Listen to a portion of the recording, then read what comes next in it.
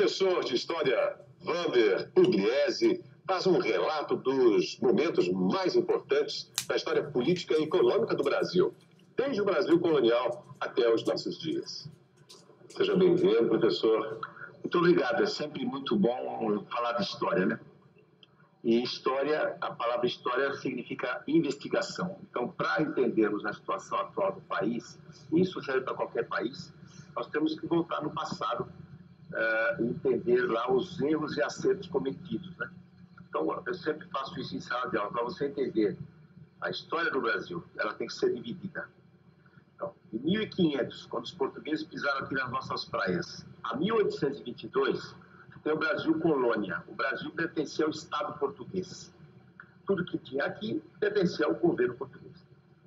No 7 de setembro de 1822, o príncipe Dom Pedro, filho do rei de Portugal, resolveu separar o Brasil de Portugal, pressionado por interesses econômicos ingleses, e já revoltado com o que tinha acontecido em Portugal, que era a tal da Revolução do Porto, quando o pai dele, o rei, perdeu os poderes políticos. Portugal, em 1821, no ano anterior à nossa proclamação de independência, tornou-se uma monarquia parlamentar. O rei passou a ser uma figura folclórica, simbólica, e o governo passou para o tal do parlamento, as cortes portuguesas. Seria o nosso Congresso Nacional. Então, a independência do Brasil teve esse contexto. Viramos um império, a única monarquia da América, durante 67 anos. Até 1889, o Brasil foi uma monarquia. Império do Brasil. Tivemos os dois imperadores, o pai e o filho, e o fatídico dia 15 de novembro de 1889, a proclamação da República, obra de meia dúzia de pessoas, não foi obra popular, não foi vontade popular, e muito menos consciência popular. Então, desde 1889, estamos no regime republicano, já com 7 constituições, né? Na verdade, aos trancos e barrancos. Nós tivemos épocas de glória, de administração, de estadistas à frente do país, muito pouco, né? Nós tivemos o Getúlio Vargas e os governos militares. E pouquíssima coisa que outras pessoas fizeram tomando a liderança da República. Professor Wander, mas na época da monarquia, segundo consta a história, na época da monarquia gozava-se de uma boa situação, o Brasil gozava de uma boa situação econômica e política. Sim, com certeza. Uma marinha superpotente. Nós tínhamos uma Constituição moderníssima, com um dispositivo magnífico chamado Poder Moderador, que cabia ao imperador nomear os primeiros ministros. E como só haviam 2 partidos, o liberal e o conservador, essas forças se revezavam no poder e não havia esse escândalo todo que nós temos hoje, com cultura, esses partidos de aluguel, essa coisa toda não tínhamos. Mas aí foi proclamada a República. A República foi um fracasso total, né? A República foi um erro, foi uma esquina que o Brasil não deveria ter dobrado. Os primeiros republicanos realmente não tinham condição nenhuma. Para você ter uma ideia do aspecto até ridículo, a bandeira nacional, o dia da bandeira é dia 19 de novembro. A bandeira nacional que o Deodoro apresentou no dia 15 durou 4 dias, porque ela era uma cópia fiel da bandeira dos Estados Unidos. Ele copiou o nome dos Estados Unidos do Brasil e copiaram a bandeira americana, com as listas, as 13 listas, né? Verdes e amarelas, e aquele retângulo no lado superior esquerdo com as 20 estrelinhas. Essa bandeira foi tão patética. Foi plagiada, então? Exatamente, que durou 4 dias. No 4º dia, que é dia 19 de novembro, alguém resolveu deixar a bandeira do Império. A nossa bandeira atual é a bandeira do Império. Aliás, o hino nacional é o hino do Império. É o hino da coroação de Dom Pedro II. Então, isso mostra como foi provisório, como foi aventureira a proclamação da República no Brasil. Em 1889, nós entramos naquele período que hoje é chamado de República Velha, até 1930, onde o café, né, tomou o poder no Brasil. Aquela política do café com leite, chamado de café com leite, mas não era café com leite, era café com café.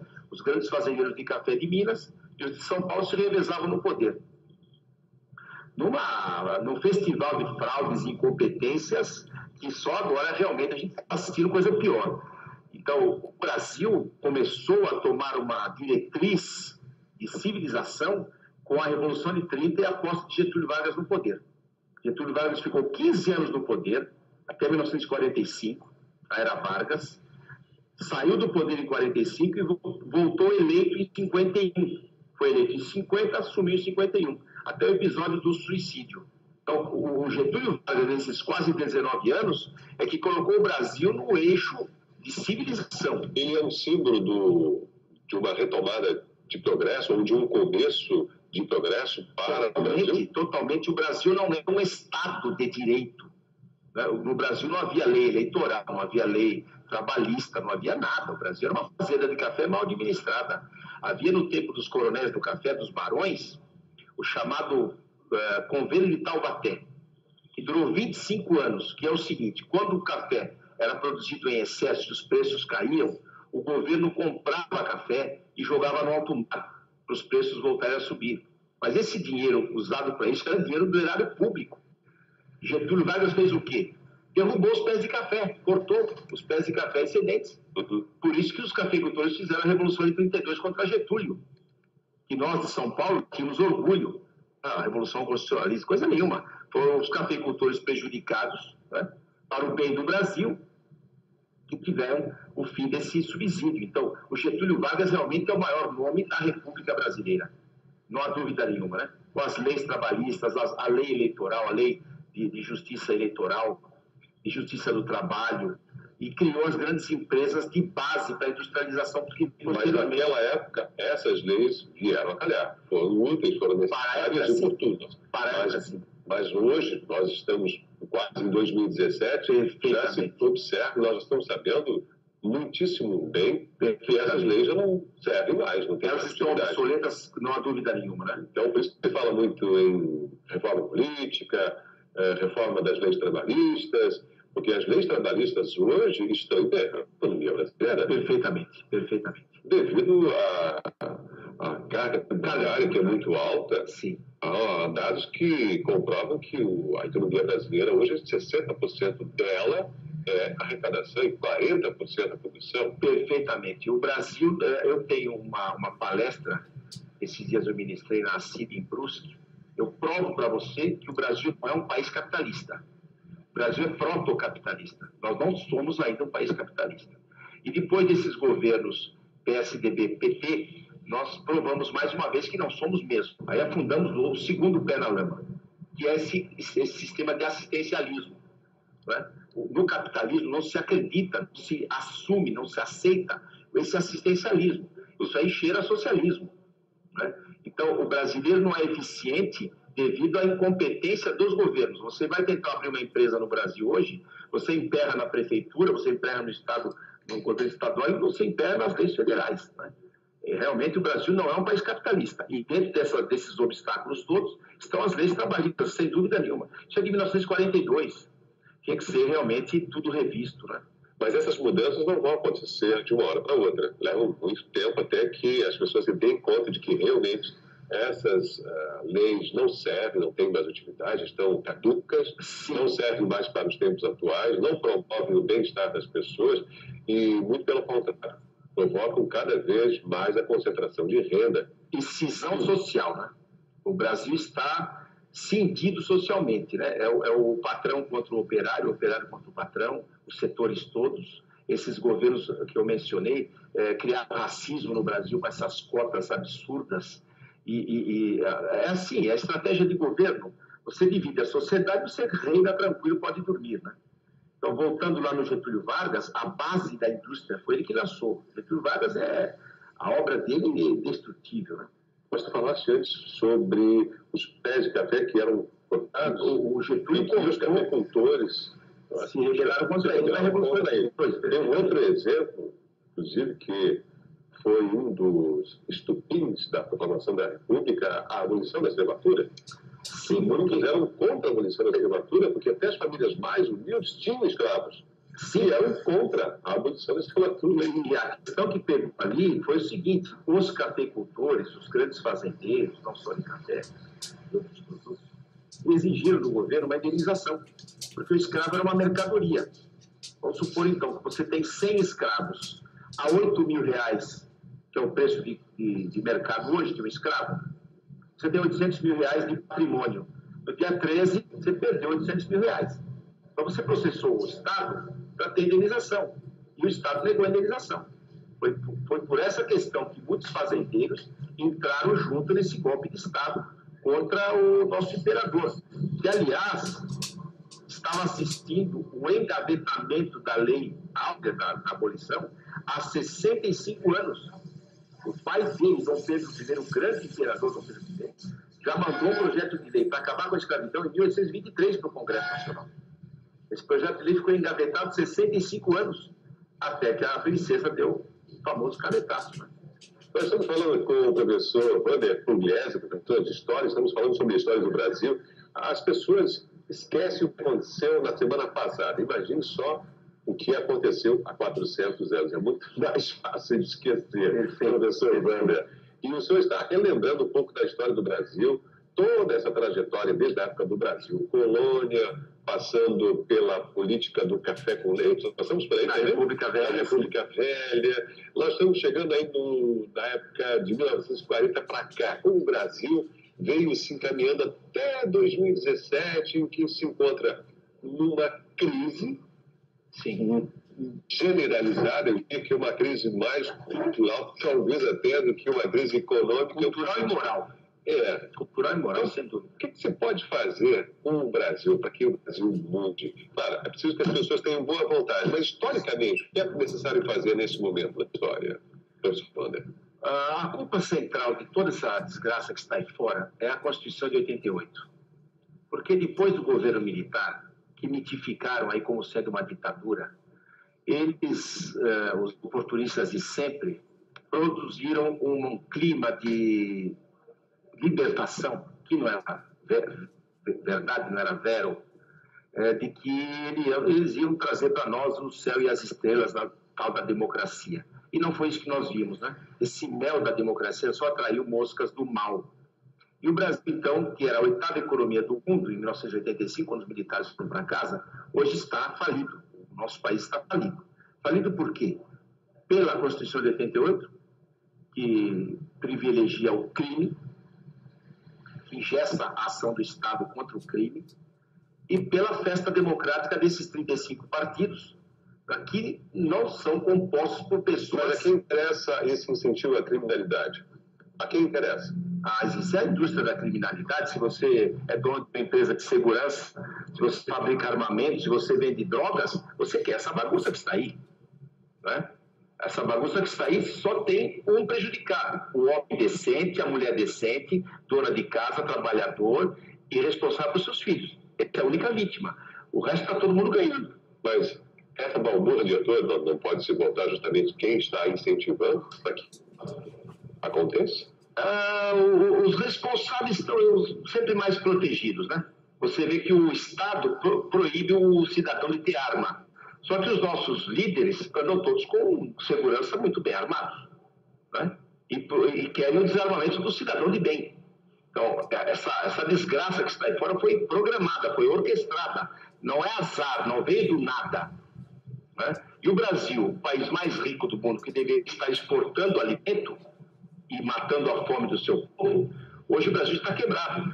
Está exportando alimento, mas o nosso país está quebrado. A nossa indústria está sucateada e nós só pagamos de juros do ano passado, o governo que foi derrubado agora em setembro, 400 bilhões de reais em juros da dívida interna em reais. Fora a dívida externa em dólares, que é impagável, né? Que não foi paga, disseram até em 2010, na campanha eleitoral, que o governo do PT tinha pago a eleição, a dívida externa não pagou. Isso é uma falácia. O Brasil tem 2 grandes dívidas. E a saída que você me pede, a saída seria uma reforma total de todas as leis do país, tem que queimar todas as leis do país, porque aqui está acontecendo uma bagunça que o Poder Judiciário está legislando. O Poder Judiciário não pode legislar. Né? E bagunça de forma assim, que a gente até chega a rir. Uma vez aqui na Câmara de Vereadores de Blumenau, proibiu-se o sobrevoo da cidade. Né? Quem atua sobre o espaço aéreo é a Força Aérea Brasileira ou o Congresso Nacional. Uma Câmara de Vereadores não pode fazer isso. Então tem uma bagunça cívica no Brasil. Isso é fruto da inconsciência cívica dessa tal de democracia de 88 para cá. Não há dúvida nenhuma. E com essa deseducação produzida pela grande mídia, o que nós temos visto é a covardia dos pais. A reforma na educação não vai resolver o problema. A educação começa em casa. E se a família está desestruturada, você não tem sistema magnífico que você possa implantar lá fora que vai resolver. Talvez no Brasil não seja um momento de se agir como nos países asiáticos, em que eles determinaram o fechamento das universidades e decidiram, então, investir pesadamente em duas matérias, o idioma pátrio e a matemática. Perfeito. Então, seria uma solução para o Brasil neste momento? Seria uma solução, mas que viesse implantar no Brasil a responsabilidade dos pais e mães. É aí que está falhando. Hoje você tem um professor que é mais duro, o pai e a mãe são contra. Está inverso ao meu tempo, aos nossos tempos. O pessoal de cabelo branco está lembrando. Se nós éramos reprimidos pelo professor e o pai soubesse, a mãe soubesse, a gente tiver uma segunda repressão no lar. Isso hoje se inverteu. As criancinhas, até os cachorros e gatos estão dominando as casas, né? O pai e a mãe hoje estão acovardados. Estão deixando correr. E aí não tem sistema que vai salvar o país. Professor Wander, para que as pessoas que estejam em casa estão nos assistindo e entendam um pouco a sequência da nossa entrevista, nós começamos a falar sobre o Brasil colônia, já passamos pelo Império, passamos até o Brasil República e a gente está nos tempos atuais. Quer dizer, como é que dá para a gente resumir essa história toda, desde o surgimento do Brasil colônia até os tempos de hoje? Olha, tem gente que pensa que a maldição brasileira da corrupção, ela já nasceu com a Carta de Caminha. O Caminha escreveu a Carta de Nascimento do Brasil, a certidão de nascimento foi escrita quando o Cabral pisou aqui.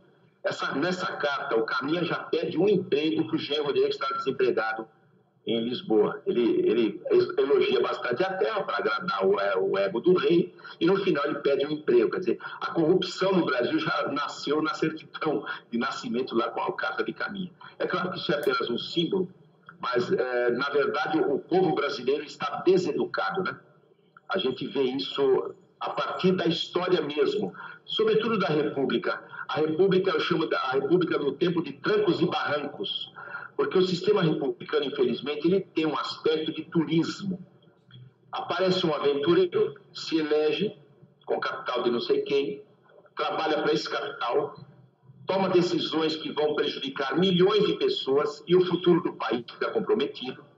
Essa pessoa vai para daqui a 4 ou 8 anos e não responde pelos atos que assumiu quando era presidente, quando ocupava a presidência. E disso se segue mais uma campanha eleitoral. Esse ilusionismo de que eu tenho o poder de escolher, que é batido na imprensa, né? Teu voto tem valor, teu voto tem valor, teu voto é igual para todo mundo. Isso é uma ilusão. A gente chega a cada eleição a se iludir que agora vai mudar, que agora vai mudar. E não muda. E não é para mudar. Porque os donos do Brasil não moram no Brasil. Os donos do Brasil são os grandes banqueiros internacionais que proclamaram a República e que trabalharam contra os governos que iam tornar o país independente economicamente. Porque não adianta eu dizer aqui não manda mais português, quando eu pego o dinheiro dos bancos ingleses para indenizar Portugal, que foi essa grande desgraça que aconteceu na proclamação da nossa independência em 1822. Nós indenizamos Portugal para evitar a guerra. E aquela dívida contraída com os banqueiros de Londres está sendo paga até hoje. Então, a independência do Brasil deve ser intelectual, deve ser independência moral.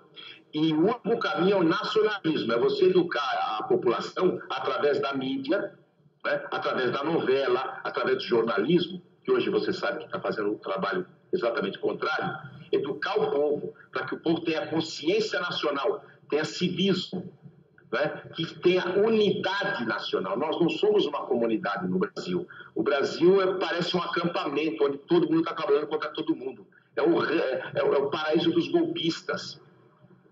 E isso está resumido num tapa na cara que o sistema recebeu do tal do Fernandinho Beiramar. Você viu a entrevista dele, quando o repórter falou assim: o que mais dá dinheiro no crime? Ele disse a política. O Fernandinho Beiramar respondeu isso. É a política que dá mais dinheiro no crime. Não é cocaína, não é jogo, não é armas. É a política. Quando você tem um sistema desqualificado por um grande narcotraficante, você tem que começar tudo do zero. Né? E o que é começar do zero?